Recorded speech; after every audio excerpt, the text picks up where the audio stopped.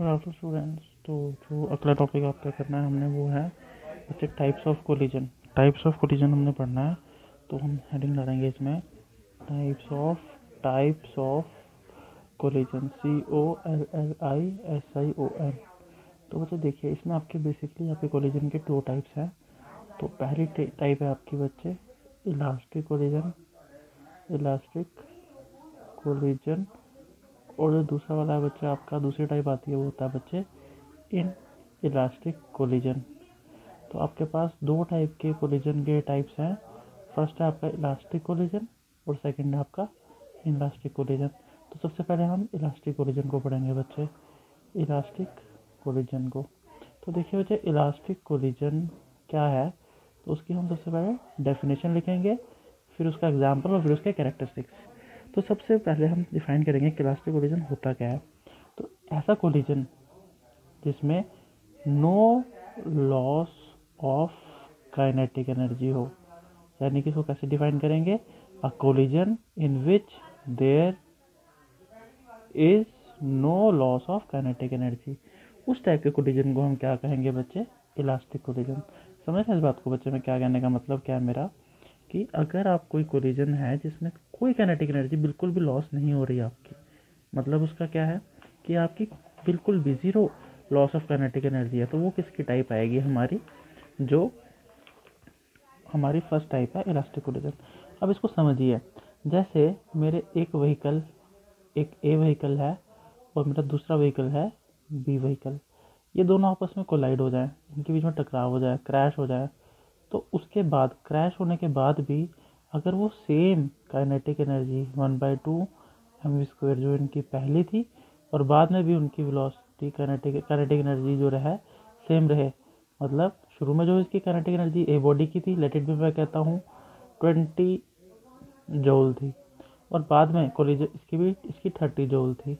तो after collision होने के बाद, तो आफ्टर कोलिजन भी अगर इनकी काइनेटिक एनर्जी सेम रहती है, यानी कि फर्स्ट की 20 जूल ही रही और दूसरी बॉडी की 30 जूल ही रही, इसका मतलब वो क्या है, कैसा कोलिजन शो कर रहे हैं, इलास्टिक कोलिजन। पर नॉर्मली हमारे जो डे टू डे एग्जांपल्स हैं, जैसे कार का क्रैश होना, बाइक का क्रैश होना, दो बॉल्स का आपस में टकराना, जब वो टकराते हैं, कोलाइड करते हैं, तो उनकी जो काइनेटिक एनर्जी है वो सेम नहीं रहती।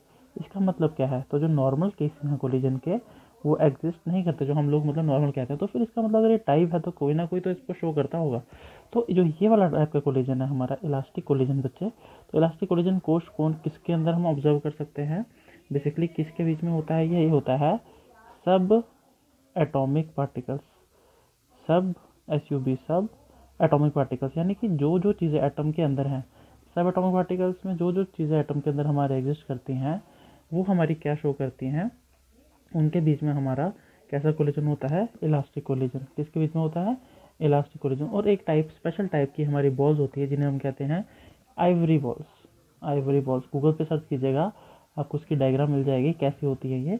तो जो आइवरी बॉल्स होती है ये भी कैसा कोलिजन शो करती है, इलास्टिक कोलिजन। कैसा शो करती है, इलास्टिक कोलिजन शो करती है। बाकी नॉर्मल केस में जो कार का एक्सीडेंट होना या दो बॉल्स का टकराना, नॉर्मल बॉल्स का, वो सब में जब वो टकराते हैं आपस में कोलाइड करते हैं, उसके बाद उनकी जो काइनेटिक एनर्जी होती है वो क्या हो जाती है, चेंज हो जाती है, वो सेम नहीं रहती। तो अगर काइनेटिक एनर्जी चेंज हो जाएगी तो वो इलास्टिक कोलिजन नहीं आएगा। तो यही खास बात इलास्टिक कोलिजन की भी है। तो अब इसके साथ आपने इसके क्या करने हैं बच्चे, कैरेक्टरिस्टिक्स याद करने हैं। तो क्या कैरेक्टरिस्टिक्स होते हैं हमारे इलास्टिक कोलिजन के, तो सबसे पहला इलास्टिक कोलिजन का कैरेक्टरिस्टिक आपको पता है क्या है, काइनेटिक एनर्जी क्या रहती है, अभी आपने किया बच्चे, काइनेटिक एनर्जी क्या रहती है हमारी किसी भी सब्सटेंस की, काइनेटिक एनर्जी क्या रहती है, कंजर्व रहती है। काइनेटिक एनर्जी चेंज नहीं होती, इसका मतलब क्या है, इट रिमेन्स कंजर्व। तो पहला पॉइंट क्या है इसका कैरेक्टरिस्टिक का, कि काइनेटिक एनर्जी आपकी क्या रहती है, कंजर्व रहती है बच्चे। सेकंड पॉइंट क्या है आपका इसमें, कंजर्व के बाद सेकंड पॉइंट इसमें आ जाता है आपका, कि सेकंड में आपका आ जाएगा कि दूसरा पॉइंट क्या होता है, तो दूसरा है बच्चे इसमें कि लीनियर मोमेंटम भी क्या रहता है, कंजर्व रहता है। तीसरा इसका इम्पोर्टेंट पॉइंट है कि इसकी जो टोटल एनर्जी है सिस्टम की, टोटल एनर्जी जो रहती है सिस्टम की, मतलब वो दोनों को मिला के जो दो कोलाइड कर रहे हैं, तो अगर एक की सपोज 10 जूल थी, दूसरे की 30 जूल थी, ठीक है, टोटल एनर्जी, तो जब कोलिजन के बाद ये अगर 40 बन गई तो इन दोनों का सम कितना है, 30 प्लस 10 प्लस 30 कितना 40 हो गया, तो एक की 20 हो गई तो दूसरे की कितनी होगी 20। मतलब टोटल एनर्जी का जो सम होगा बिफोर कोलिजन और आफ्टर कोलिजन दोनों बार कितना आ रहा है 40, यानी कि जो टोटल एनर्जी है हमारी सिस्टम की वो भी क्या रहती है, total energy of system remains conserved, क्या रहती है बच्चे, रिमेन्स कंजर्व्ड। तो ये आपको याद रखनी है बच्चे। उसके अलावा ये भी एक पॉइंट है, पर ये लिखे ना लिखे आपकी अपनी मर्जी है।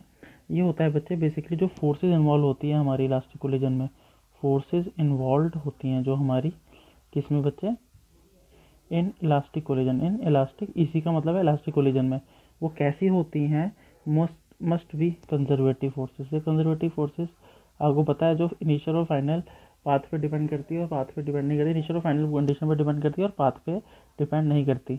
ऐसी फोर्सेस जो इनिशियल और फाइनल पॉइंट पे डिपेंड करती है और पाथ पे डिपेंड नहीं करती, उन्हें कहते हैं कंजर्वेटिव फोर्सेस। तो वो आपको मिल जाएगा, उसमें मैंने भेजा हुआ है, समझाया था वर्क फॉर एनर्जी वाले चैप्टर में भी।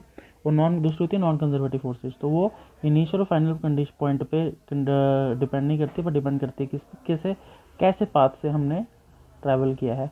तो वो हमारी क्या होती है, जैसे फ्रिक्शनल फोर्सेस, तो वो डिपेंड नहीं करती कि इनिशियली और फाइनली आप कहाँ हैं, पर वो डिपेंड करती है कैसा पाथ फॉलो किया गया है।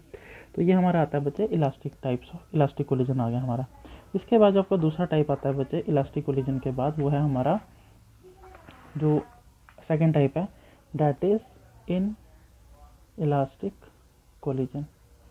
क्या नाम है बच्चे, इन इलास्टिक कोलिजन। तो इन इलास्टिक कोलिजन की डेफिनेशन क्या होगी बच्चे, जिसमें उसमें काइनेटिक एनर्जी सेम थी, तो इसमें क्या लिखेंगे, the collision in which there is loss of kinetic energy.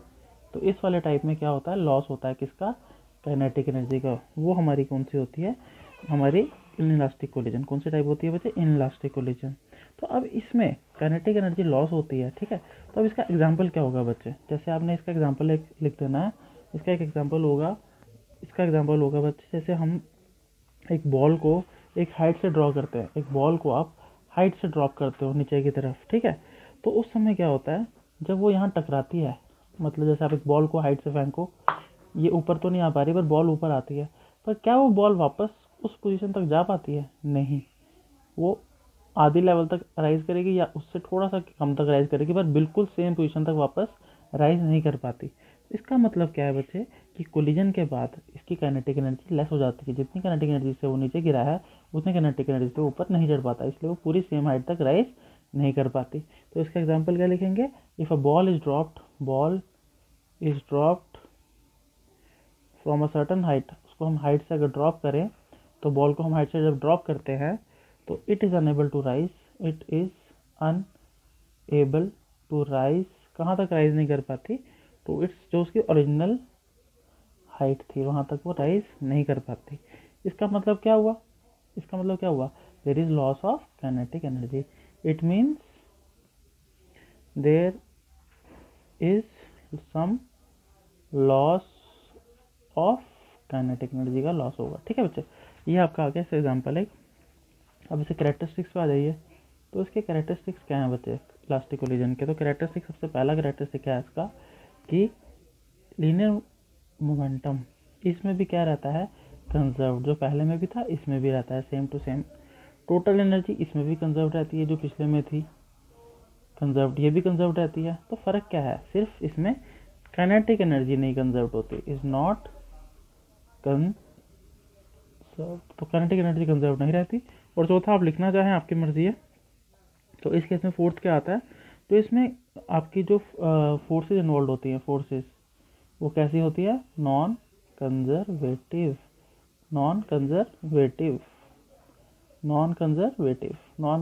का मतलब क्या है, जो आपकी पाथ पे डिपेंड करती है, कैसे पाथ, एक जगह से दूसरी जगह के जाने में कौन से पाथ से हम जा रहे हैं, तो इनिशियल और फाइनल पोजीशन पे डिपेंड नहीं करती, ठीक है। तो ये आपका टॉपिक आ गया इलास्टिक कोलिजन का।